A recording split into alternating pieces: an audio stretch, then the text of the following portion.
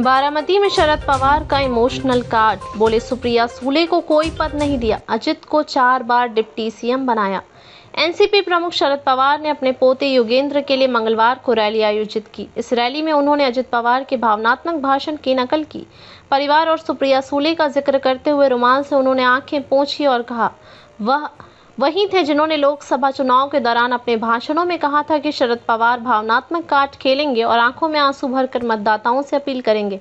अब आपके उनका भाषण देखा होगा। मैं कोई भावनात्मक अपील नहीं करूंगा, बल्कि तथ्यों के आधार पर बोलूंगा। एनसीपी प्रमुख की यह टिप्पणी अजित पवार के उस बयान के एक दिन बाद आई जिसमें उन्होंने कहा था कि उनकी मां आशा ताई ने दूसरे गुट को बारामती में उम्मीदवार न उतारने की सलाह दी थी।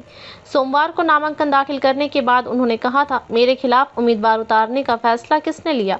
कहा जाता है कि यह पवार साहब का फैसला था। क्या इसका मतलब ये है कि उन्होंने हमारे परिवार में फूट डाल दी? वरिष्ठ नेता शरद पवार ने कहा, अजित पवार ने मुझ पर परिवार तोड़ने का आरोप लगाया। मैं परिवार में वरिष्ठ हूं और हमेशा परिवार को एकजुट रखने की कोशिश करता रहा हूं। मेरे माता पिता और भाइयों ने मुझे कभी परिवार तोड़ने की शिक्षा नहीं दी।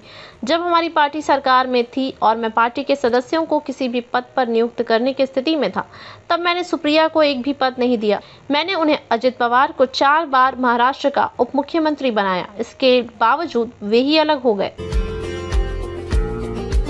हमारे चैनल को अभी सब्सक्राइब करें और बेल आइकन दबाना न भूलें। धन्यवाद।